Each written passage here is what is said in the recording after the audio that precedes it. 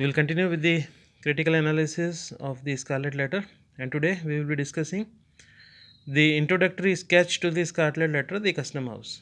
It is the initial uh, writing consisting the historical aspect of the Scarlet Letter. The Custom House sketches the Custom House sketch has not always been appended to the Scarlet Letter in all its editions. Indeed, many editions of the book have totally dispensed with this introductory sketch to print only the text of the tale in the past. While the Custom House is not an integral part of the story of the book in any obligatory sense, it has certain affinities with the letter. For one thing, this sketch offers us an imaginary and fictitious account of the genesis of the tale of the Scarlet Letter. Secondly, it offers its readers an autobiographical sketch of Hawthorne's life over a period of 3 years, immediately preceding the publication of the Scarlet Letter in 1850. So we get the publication year of Scarlet Letter, that is 1850. It was first published in 1850. This results in a characteristic Hawthornian mood of reminiscences. However, what really embarks the dominant mood of the introductory sketch is its gay, light-hearted tone, as if Hawthorne were treating it as a five-finger exercise, and its gallery of portraits of old, forgotten, and antiquated venerables of the then inactive part of Salem, Massachusetts. In this regard, the sketch formulates a pleasant counterpoint to the somber tale that succeeds it. It shows us more pleasant, jovial aspect of Hawthorne that is mostly absent from the story of the Scarlet Letter. Hence, it also indicates some other facets to Hawthorne's style and personality. Perhaps the single most outstanding aspect of the Custom House is Hawthorne's contemplation of his relationship with his familial past. Interrelated with this question in Hawthorne's mind is the matter of the justification of an artist like himself and his art in a society that is impervious to artist's spell. This problem assumes a basic schema of the usual versus the useless in Hawthorne's mind. Though the expository method of the Custom House sketch, Hawthorne is only adumbrating one of the key themes of the Scarlet Letter, namely the relationship of the artist and his basically unresponsive society. Thus, both Hester Prynne, though her socially useful needlework, and Arthur Dimmesdale, through his tongue of flame eloquence, which mitigates the spiritual despair of his auditors, are kinds of good artists, socially and useful artists.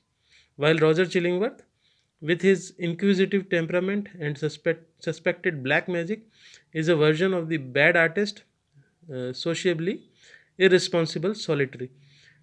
It is in this connection that Hawthorne believes that any claim that he might have to fame and immortality rest upon his work as a chronicler of the town pump of Salem and not as an artist. There is a delicious irony in all this. Hawthorne evinces a strong sense of guilt in this sketch vis-a-vis the so-called achievements of his Puritan ancestors, among whom he counts judges and soldiers, the persecutors of the dissidents and of witches in the 17th century Salem. Actually, the succeeding tale of the Scarlet Letter undercuts the Puritan morality that Hawthorne ancestors no doubt subscribed to. Also, ironically enough, it is not the much touted achievements of Hawthorne's forefathers that confers immorality and recognition on Hawthorne. On the contrary, it is Hawthorne's literary achievements in the Scarlet Letter and elsewhere that retroactively invest Hawthorne's forebears with fame. In any case, who particularly cares for or remembers the Hawthorne who is also the chronicler of the town pump of Salem.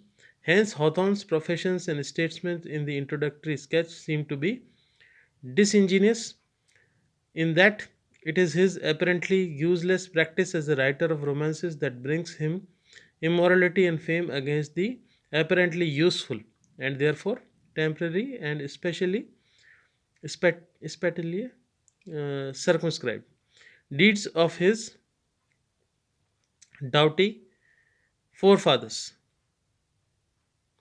Hawthorne's characterization of Hester Prynne, the needle artist of the tale, we remember, is imbued with ambiguity and blurred distinctions.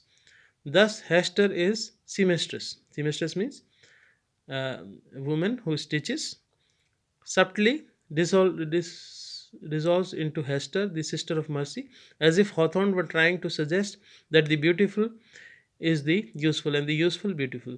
That is all we need to know. Thus, granted that the introductory sketch of the custom house is not a mandatory prelude to the Scarlet Letter, it does exhibit profound interconnections of theme and idea with the tale that follows it. It complements as well as contrasts with the tale of the Scarlet Letter in matters of tone, style. It is expository and basically humorous, while the actual story of the Scarlet Letter is fabulous and somber and content. That's all.